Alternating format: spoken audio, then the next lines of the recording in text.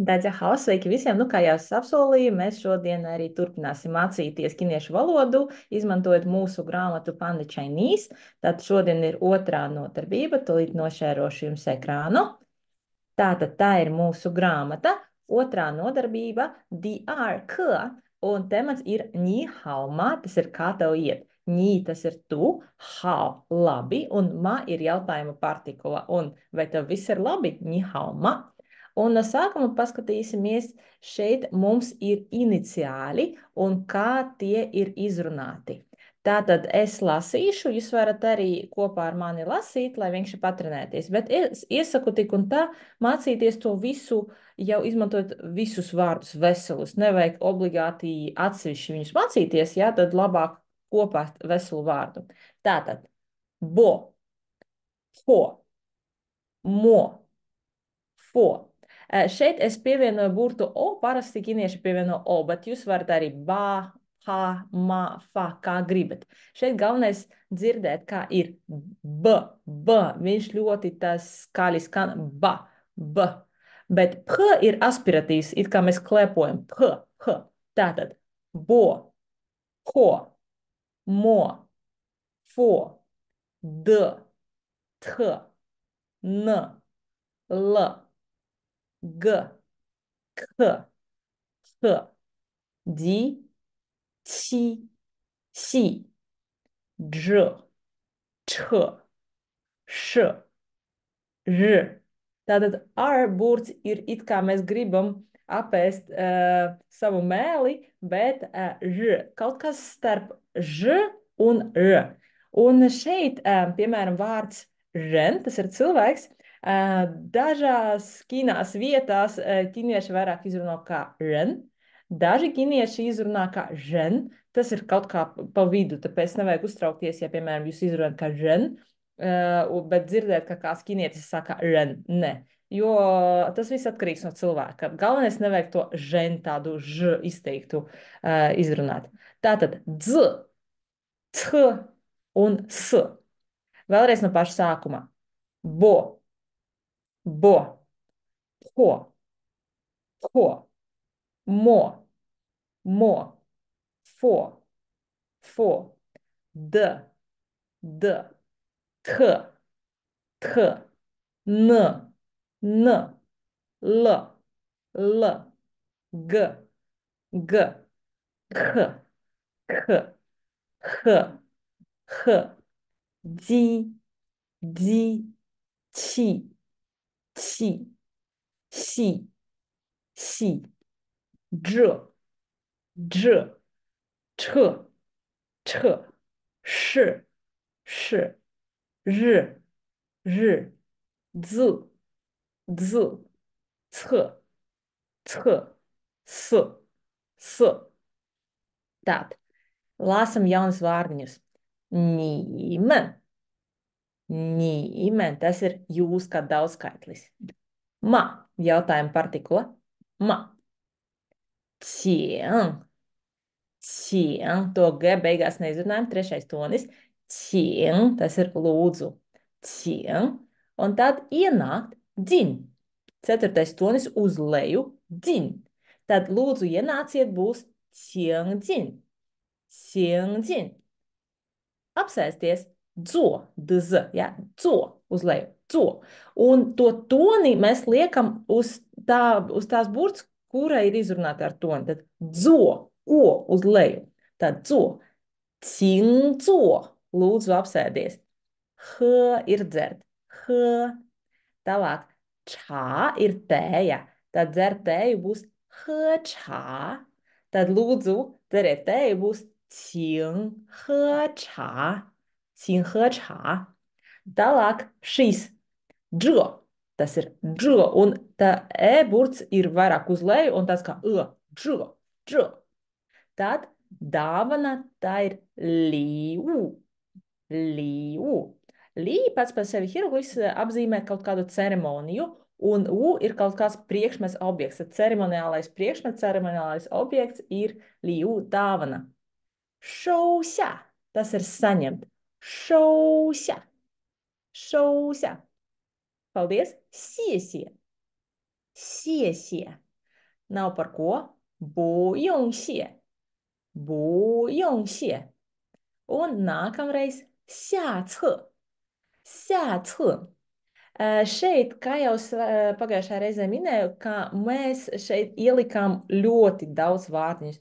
Un šeit jums nav jāraksta viņus tikai, ja jūs vēlaties paši. No sākuma šeit jums ir vienkārši jāsaprot, kā strādā ķiniešu valoda, kā tiek izrunāta ķiniešu valoda.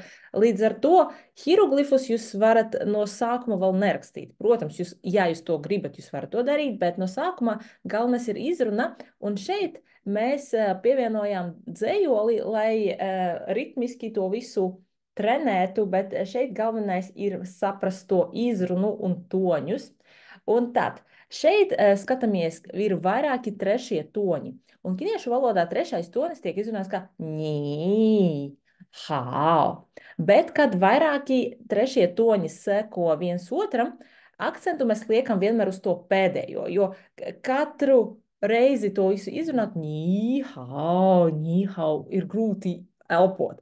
Tāpēc mēs šo te pirmo izrunām kā otro, vienkārši saīsinām to. Tas sanāk nīhau, nīhau, nīmenhau. Tas ir sveiki, sveiki, sveiki visiem. Nīhau, nīhau, nīmenhau. Un ninhao, ninhao, 老师好. Tad labdien ar cieņu, labdien, 老师好, labdien skolotājs. 你好吗? 我很好. Vai tev viss ir labi, vai kā tev iet? 我很好, man ļoti labi. 我很高兴认识你. 认识 ir zināt, pazīt. Tad es pazīstu tevi, 我认识你. Es viņu nepazīstu, 我不认识他. Tad 认识 ir pazīt. Pagājušajā reizē mums bija 见到. Tad 见到 ir satikt. Man prieks, 我很高兴见到你. Man prieks tevi satikt. Bet šeit prieks iepazīties. 我很高兴认识你. Un tad 请进, 请坐, 请喝茶. Tad lūdzu ienāciet, lūdzu varat apsēstiet, 请喝茶 un lūdzu dzeriet tēju. 这是礼物, 请收下. Šī ir dāvana, lūdzu pieņemiet to.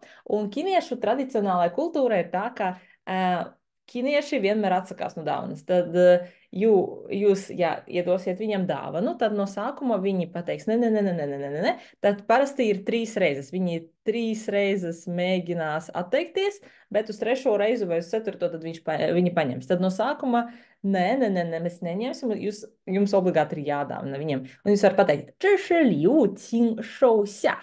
Tad šī ir dāvana, lūdzu paņemiet. 谢谢你, paldies tev. 不用谢, nav par ko. 再见, 再见, 下次见. Tad tā, vai visu labu, 下次见, tiekamies nākamreiz.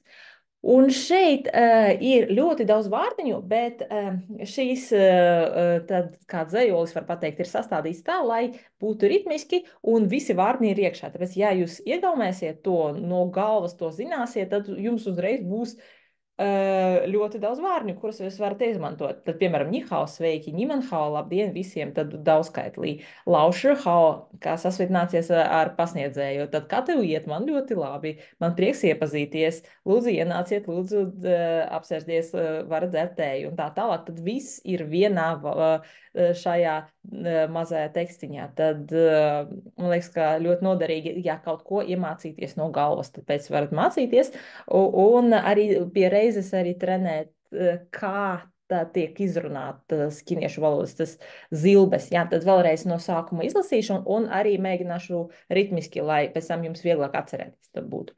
Tad, 你好, 你好, 你们好, 您好, 您好, 老师好, 你好吗? 我很好, 我很高兴认识你。请进，请坐，请喝茶。这是礼物，请收下。谢谢你，不用谢。再见，再见，下次见. Nu, vot, kaut kā tā. Tālāk paskatīsimies, ja šeit mums ir papildu vārdi, tad tībūcī ir piedot, tībūcī, un kā atbilde būs meiguansi, meiguansi. Tad piedošanu, tībūcī, nu nekas, meiguansi. Tālāk mums ir izruna. Tad, ja finālē sākas ar I, U, I, un pirms tās nav līdzskaņa, tad pirms tiem ir jāraksta Y vai W. Tad izlasīsim kopā. Yi, yin, yang, ja, ye, yao, yen, yang, yung, you, wu, wa, wo, wai, wan, wang, weng, wei, wen, yu, yue, yuan, yun. Tad šeit mēs liekam vienmēr burtņu pirmo, jo savādāk būtu tikai fināli, nebūs iniciāli. Tād, skatāmies šeit. Tas, ko es teicu, ja mums 2 trešie toņi stāv, tad mēs pirmo neizrunājam līdz galam. Tad sanāk ni hao, lau hu, tad lau hu ir tīģeris, ni hao ir sveiki, lau hu tīģeris, soji, tāpēc, yu san, lietus sargs, šou biao, pulksnis. 你好，老虎，所以雨伞、手表。Un šeit mums ir teikumi ar īpašības vārdu izteicējā. Tātad šādos teikumos parasti lieto apstākļa vārdu hen ļoti, lai savienotu teikuma priekšmetu ar izteicēju. Un šeit mums nav vajadzīgs vairs darbības vārds. Tad, ja mēs lietojam ohen, es esmu it kā ļoti kaut kāds īpašības vārds, tad mums nav vajadzīgs nav vajadzīgs kā es esmu. Tā, piemēram, viņa ir skaista, es teikšu tā hen 漂亮，漂亮 ir skaista. Tā 很漂亮, es nelietošu tā 是很漂亮, man nevajag. Tā ar to 很 jau pietiek. Tad 我很好, man ir ļoti labi. Un trešais tonis, bet mēs liekam akcentu uz to pēdējo. 我很好. Tad noliegumā formā izmanto konstrukciju teikuma priekšmets plus bu plus īpašības vārds. Tad hen mēs jau nelietojam, un mēs izmantojam o, bu, un šīs te vārdiņš ir izsalcis. Es neesmu izsalcis o, bu, un bu parasti ir 4. tonī, bet kad viņš stāv kopā ar 4. toni, viņam mainās tonis uz augšu, jo grūti izrunāt bu, tad uz leju, bet bu, uz augšu un uz leju, o, bu, Un šeit mums ir personas vietnieku vārdi. Tātad, vienskaitlis un daudzskaitlis atšķiras ar to, ka mums ir tikai man pievienots. Tātad, o, es, omen, mēs, nī, tu, nīmen, jūs. Tā, viņš, viņa, tas. Tas ir kaut kādiem priekšmetiem vai dzīvniekiem. Un viņi visi skan vienādi, bet tiek rakstīti, šeit būs cilvēks pa kreisi, šeit ir sieviete pa kreisi, un šeit ir vienkārši vākts ar punktiņu, un apakšā ir karote, tie elementi. Bet mēs nevaram izmantot tā vai tā dzīvniekiem, jo dzīvniekiem šeit stāv tieši cilvēks pa kreisi, un šeit ir sieviete. Jau kaut arī dzimums arī ir dzīvniekiem, bet parasti tiem izmantos tik tā. Un daudzskaitlis būs tāmen. Nekas nemainās. Mēs tikai no konteksta varam uzzināt, vai tas ir vīrietis vai tā ir sieviete. Jā, tas ir ļoti interesanti ķiniešu valodā. Un arī jāiet runa par daudzskaitli, un tas paši par sevi jau saprotams, tad mēs vairs arī varam neizmantot ņimen, to man. Ar personas vietnieku vārdiem tad parasti tiek lietos, piemēram, omen, mēs. Bet, ja es teikšu, mēs visi esam pasniedzēji, omen, douši, lauši, tad es jau teicu, omen, mēs, to ir visi esam un pasniedzēji, man tur vairs daudzskaitlis nav vajadzīgs, jo omen jau norāda uz to, ka tas ir daudzskaitlis. Vai arī, piemēram, tur man mājās ir 2 kaķi, es pateicu 2, tad oģā jau 2 mau, tad 2, un kaķis viņš, man nevajag maumen, jo es jau pateicu, ka 2 kaķi.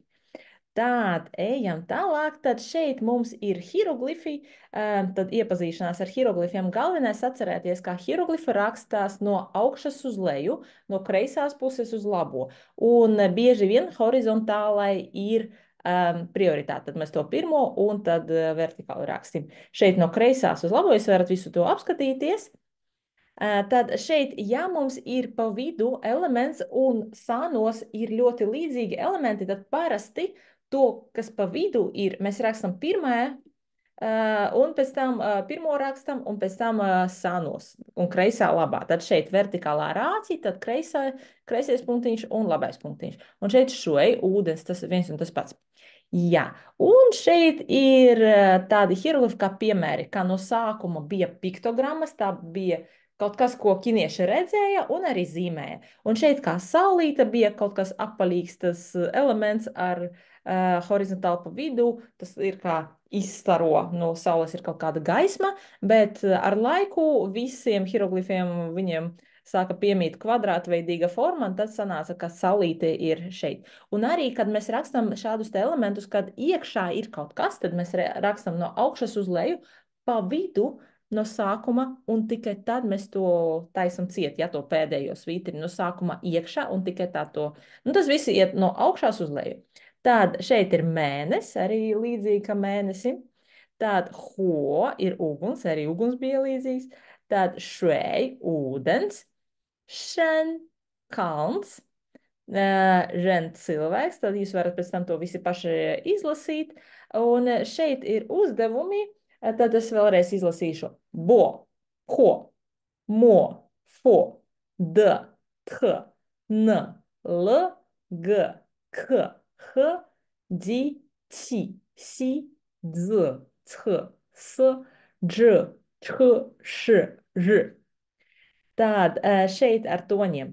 Ba, ha, bā, ha, g, h, g, k, gu, ku, gu, ku, di, ti, di, ti, ding, ding, qing, qing, zhuo, čo, lo, čo. Šeit ir uzdevums, kā jāatpazīt pareizs tonis, bet ja jūs, piemēram, strādāsiet ar šo grāmatu ar skolotāju, ja ķiniešu valodas pasniedzēju, tad jūs varat pamēģināt palūgt viņam izlasīt kaut kādu vienu, un jūs varēsiet atzīmēt. Tad šeit es vienkārši visus izlasīju, lai es varētu patrenēties. Jā, tad šeit jūs varat arī paši uzrakstīt, tad, piemēram, ni hao, nin hao, ni hao ma un atbildē. Ja ir kādi jautājumi, jūs droši varat rakstīt man gan Facebookā, gan Instagramā, gan uz e-pastu. Es labprāt palīdzēšu. Tātad, nu ko, šodien tas ir viss. Siesie daļā da Guangzhou. Paldies visiem. Un tad mēs tiekamies ar jums nākamreiz 3. nodarbībā. Ja kāds vēl grib šādu te grāmatu, jūs varat arī droši rakstīt man, un es pateikšu, kā to var dabūt. Jā, paldies visiem. Dzēdien!